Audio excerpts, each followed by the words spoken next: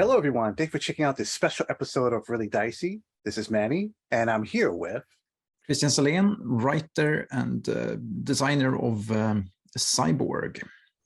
And Johan Nohr, who is artist and graphic designer of Cyborg as well. Excellent. And as you can tell, we're going to talk about Cyborg, which I'm very excited to talk about. I'm a big fan of MORK BORG. I love those books. So the design is just so good. I'm a fan of heavy metal albums, especially like Iron Maiden, the cover albums for those. Megadeth is just so beautiful. So see a game that emulates that is great. And I was pleased to hear that you made Cyborg, which is his own role-playing game. It's not an expansion in the sense of MORK BORG or anything like that. Am I correct?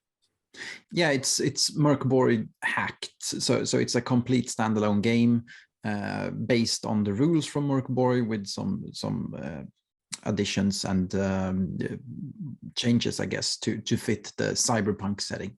Yeah, it's like a spin-off game in a way. So you don't need MORK BORG to run it, but the things that we've done for MORK BORG is compatible in a way. Like you might have to change some of the swords to machine guns, but yeah. So if I may ask, how did this idea come about? It started with me really feeling the need to run a cyberpunk game in the year 2020. Because of Cyberpunk 2020, I just felt that it's been a long time since I ran a cyberpunk game. I really need to do this for me and my friends and the other cartel members from the Stockholm cartel.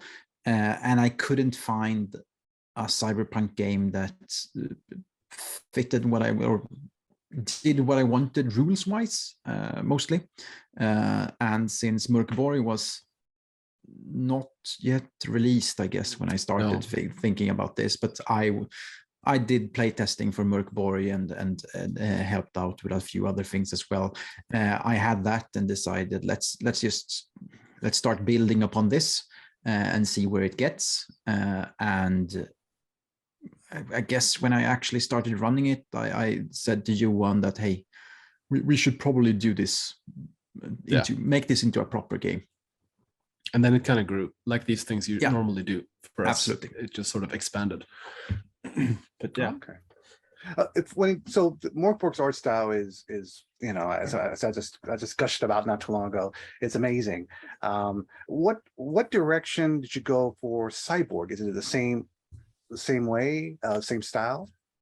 It's kind of like it's similar in a way. Like it's both are these kind of small, very loud and angry books. This is more contemporary, of course, more like modern, futuristic.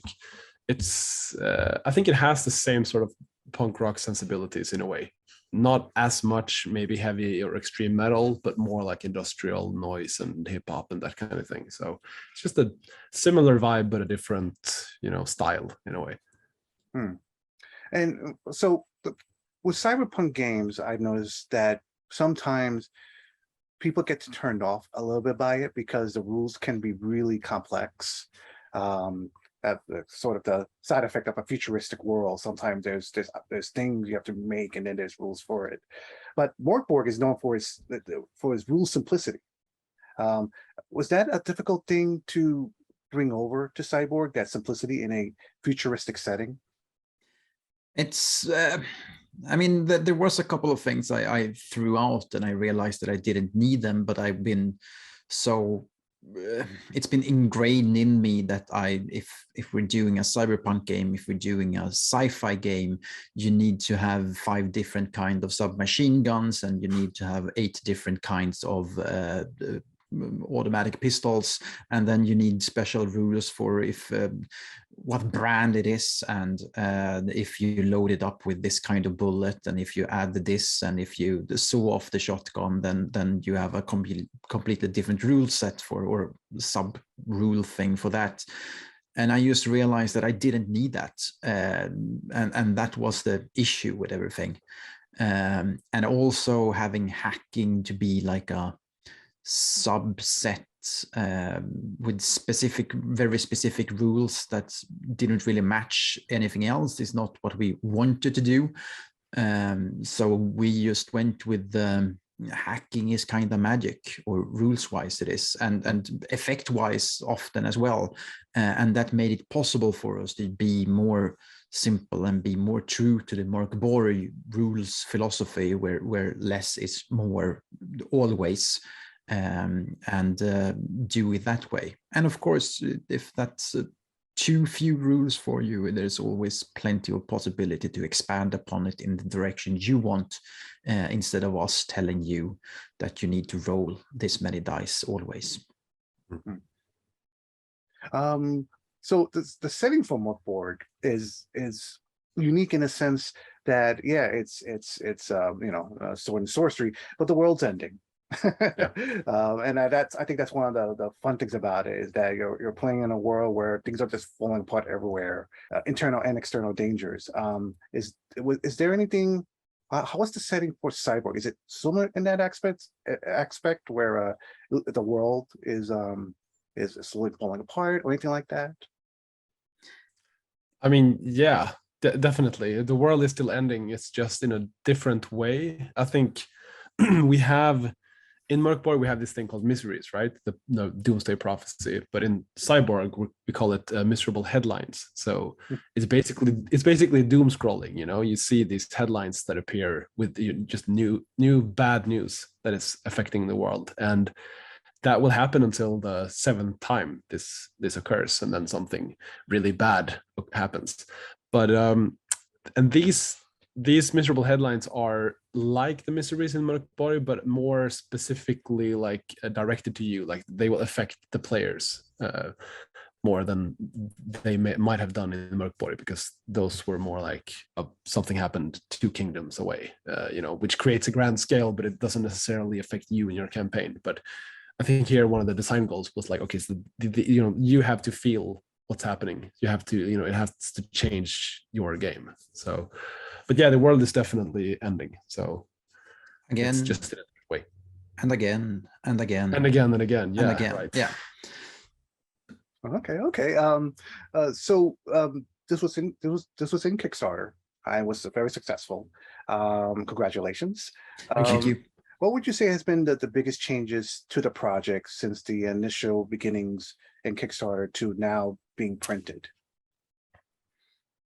Good question. I mean, the biggest changes, like post we launched the Kickstarter, is absolutely the asset pack and the help we got with the collaborators for the location pad. The Kickstarter campaign gave us the reach and possibility to reach out to a lot of talented people, and have them help out creating short locations and tables for those locations to randomize the content and what's going on inside a location that we also drew a map for, or that Johan mostly drew a map for.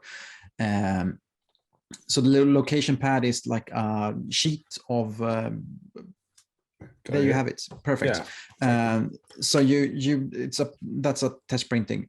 You can rip those sheet off, and that one is a bodega and you have all these different locations here with some maps and tables. Yeah. And I made Sorry, go ahead. I made like the boring ones, the corp office and the penthouse and the lab, the dive bar, the nightclub, the restaurant, and so on. Locations that you will run into one way or another when you run a cyberpunk game.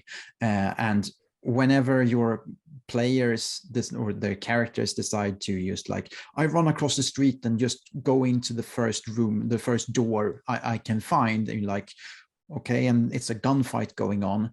When I run a game, I really need I benefit from having like a floor plan or something there, so I can check and see what's going on. Are there going to be more doors here? Are there going to be windows? Are going to be lots of them? Who's firing? Who can shoot who and everything? So we made a couple of basic maps like that. And we also added tables to them, so you can both use them to just like, okay, you're in a dive bar, and you can also just reduce those tables, like, and it looks like this, and it features these people. This is going on right now. And yeah, this is going on right now, and you can use them just as a place that the PCs end up crashing into and maybe just blowing up and then leaving. Or you can actually use these sheets to come up with your own scenarios and missions or adventures, because plenty of these, especially the collaborators ones, they are like mini adventures in their own, and in some cases there's like 6 or 18 of them that you can just run for the same group all over again. We just make some modifications for the maps, and you can use these for like infinite adventure, I guess. So, and having that expand was the biggest change during the Kickstarter. Otherwise, the game was pretty much done when we launched the Kickstarter. We had it was the asset pack, because we also added the adventure repo to it, true, which was yes. the poster with some nice pixel art on one side and then an adventure on the back side. So yeah, it's nice. Like, that's one of the benefits of running a crowdfunder campaign, I guess, that you can expand the project. It's also one of the risks of doing that. You expand too much, but I think we hit a good sweet spot there. Yeah. Or just to be clear, so anyone watching, are these items still available for those that maybe couldn't have had a chance to be part of Kickstarter? Okay.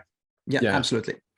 Both they will be made available once the game hits retail. The asset pack is it's the location pad. It's A2 size map over the city. It's the A3 pixel art poster with the adventure on the back, and it's character sheets pad. So that will be like a bundle up into one product called the asset pack, which will be printed and sold as well. Yeah. Okay. Would you say that this, just like Mork Borg, is made for those? So for anyone that may not maybe hearing about this for the first time and is looking for a cyberpunk game to run, would you say that this is newbie friendly? It's as newbie friendly as Mork Borg, and I think that's your definition, if that's newbie friendly or not, will vary, I guess. We think it is, especially if you add, like, if you have some basic knowledge about how to play an RPG, or if you have access to YouTube and can find someone else showing you how to play an RPG. Mork Borg and Cyborg are fine beginners stuff. Maybe you won't get every joke or understand like why they are different to most other, let's say, popular and big RPGs, but they're absolutely possible to run. And just as Mork Borg, we really try to make the introduction scenario that is included in the book be really easy to understand and to run, hopefully. Yeah. And I think, like, we didn't make an effort to make it specifically newbie friendly. Like, there's not a section on like what is role-playing game, but I think because it is this, minimalistic and rules light, I think it's easy for new people to like take it on and make it their own, hopefully. Like, and if not, we have a very welcoming and helpful community surrounding this. So yeah. Just pop into the Discord and ask a question, and people will answer. When I spoke to previous cyberpunk writers, one thing I've noticed that they had fun doing is creating new futuristic weapons or devices. Was there anything you remember making for this game that stood out to you, or you have a personal favorite?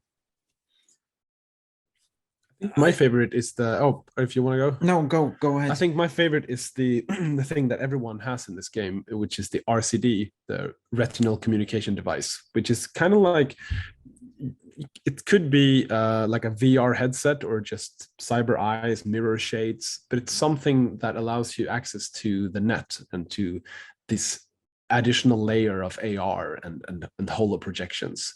it's kind of like having a smartphone, but it's attached to your head or like plugged into your brain. So there's a never-ending stream of advertising and information. So, and that I think not only does it add like an additional visual flair to the game that everyone has these, VR headsets or mirror shades or whatever, but it also gives you like that's a cyberpunk thing, I think, that it gives the players more options and access to information when they're playing, because at any time they can send each other a video recording of what they're seeing, or they can Google something, even though we're not calling it Google, but that makes it a big difference from running, say, a MORK BORG or another fantasy game, that you have this instantaneous access to information and communication with your other party members. So yeah, I think that's a key item, I think, in this game. Yeah, the PCs in the test play campaign were streaming everything they did when they were doing a heist. They were streaming everything they saw and heard to everyone else in the team pretty much constantly. And one of them were also streaming to a lot of fans somewhere, because that was that character's stick, I guess, was that he was a streamer and streamed their violent heists to fans, and got suggestions from them on what to do next or and things like that. And just like being constantly in communication with the world as we are today, just more directly. And also the layer of augmented reality, meaning that you're not, the characters in this world are used to not seeing the truth, because everywhere they look, there can be a layer of augmented reality on top of it. So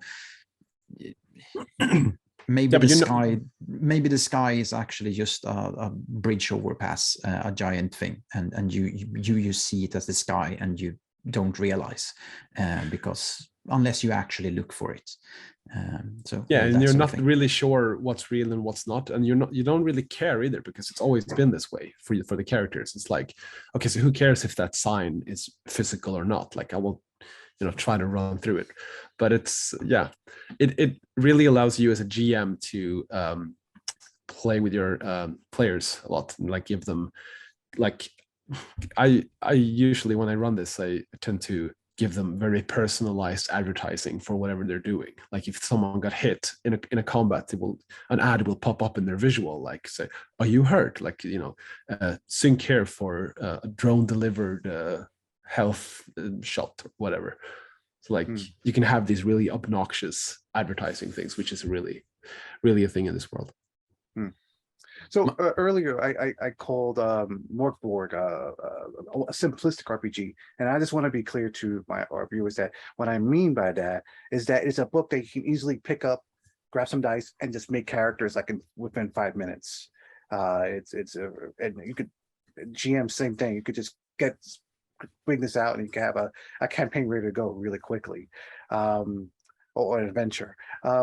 So would you say Cyborg is the same way? Is character creation that quick? Same dice system? Not same dice system. Same types of dice that you would need as well? Yeah, absolutely. The main difference is that while MORK BORG deals with 4 basic abilities, we added a 5th one for Cyborg. The knowledge stat, because we needed something to use for tech and for hacking, and we couldn't put that on one of the existing stats, because that just make the balance between the stats weird, and so on. So we added knowledge as a basic ability. So you need to roll those 3d6 one more time, 5 times instead of 4. That's pretty much the difference. There's still a classless version. We moved the classes, the optional classes, to the front of the book instead of further back as they were in MORK BORG. Because most people who play MORK BORG use the classes, so we just wanted to reduce the amount of flipping pages, I guess. But it's just as simple. otherwise. It's the same thing. That's actually a very interesting observation, because the classes in MORK BORG were always optional. Like that was an additional thing that you could use. But as you're saying, like pretty much everyone used them, like me included. And I think, yeah, that was something that we learned maybe from MORK BORG, that people will want to play this with classes, but one option is to run it classless, and you can do that as well. And just as in MORK BORG, the classes says a lot about the world and the type of game this is.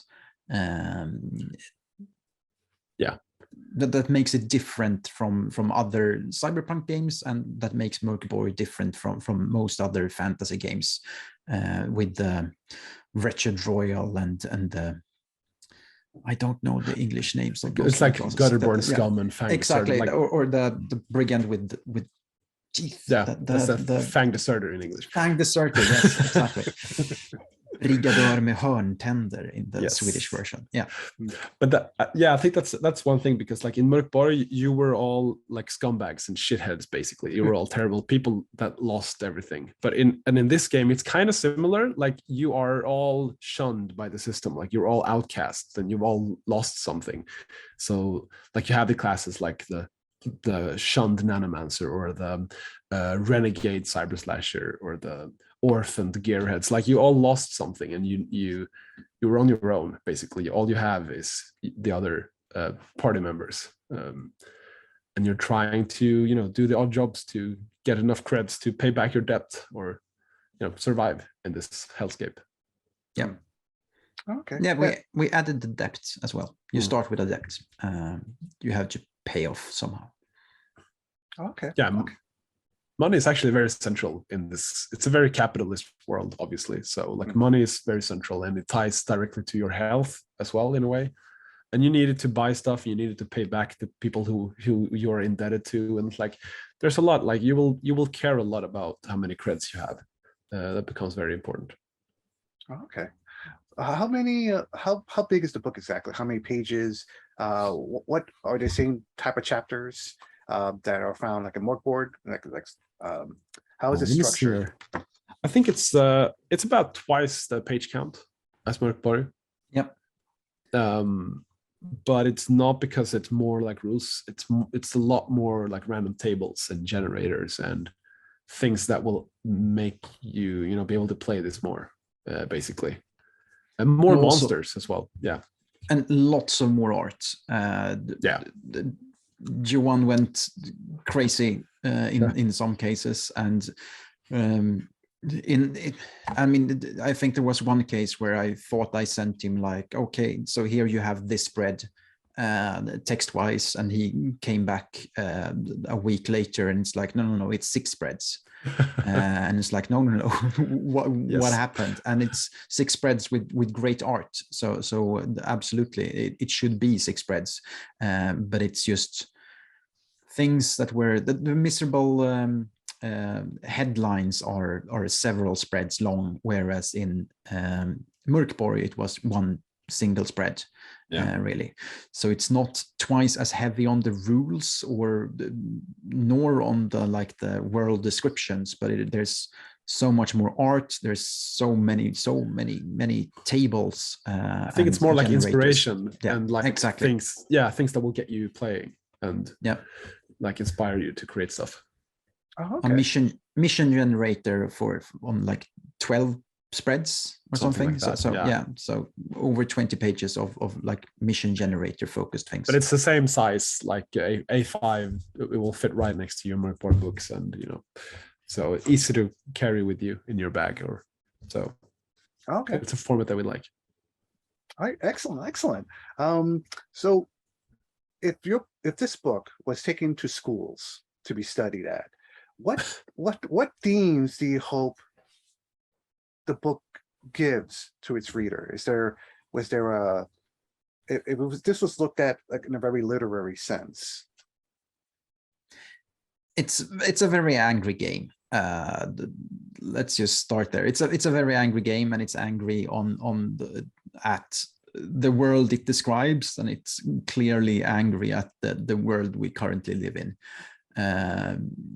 It's pissed off and it's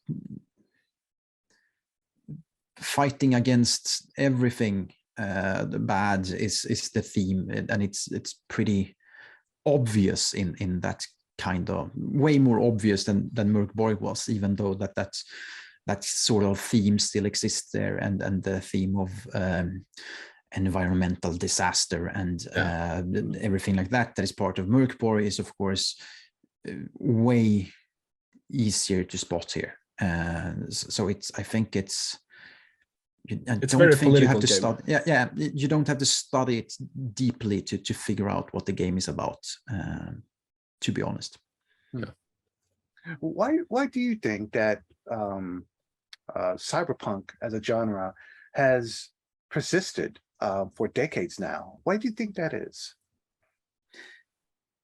I think that it kind of depends also what you consider to be cyberpunk and not, and where you draw the lines, because I think that, I mean, the millennium end of or switch over there, 1999, when Matrix kind of brought some kind of cyberpunk back, it was not bringing back the 80s Johnny Mnemonic cyberpunk. It was something new, and it was clearly a lot more visual in some cases, or had a new visual tone based on the old one, but still new, and it was very flashy. And I guess the reason why, one of the reasons why Cyborg was written was also that we felt that we didn't really have the punk part of a lot of current cyberpunk, so we wanted to emphasize that and focus on that. But I mean, the basis of 5 minutes into the future, or 5 years into the future kind of tech level, or just political level, or whatever, is that's always going to be interesting for a lot of people, I think. I think it's just like, look at the current state of the world, and like regardless of when you do it and you have issues with it and you want to express that into art somehow, and even though you might feel like you're exaggerating, somehow all the things that you're describing are actually currently happening, like in the real world. So even though you're painting this extreme, dystopia, then maybe that's just happening around the corner. So it's a way of handling the current world events, I guess. All right, excellent. Thank you both for taking the time to talk to us about this book. It's coming out in stores pretty shortly, right? Yeah, hope by the end of the year, hopefully. I mean, that's the aim right now. Backers should get it soon. I mean, we don't know any dates really, but yeah. Okay, excellent. Well, excellent. Thank you both very much for taking time to talk about Cyborg. And yes, to our viewers out there, thank you for watching. Please like and subscribe our channel. Again, over 250,000 people have viewed our videos. Very happy about that. But I could use some more subscribers, and I need your help with that. So please, if you can, do so. And yes, everyone out there, be safe, take care. We'll see you soon.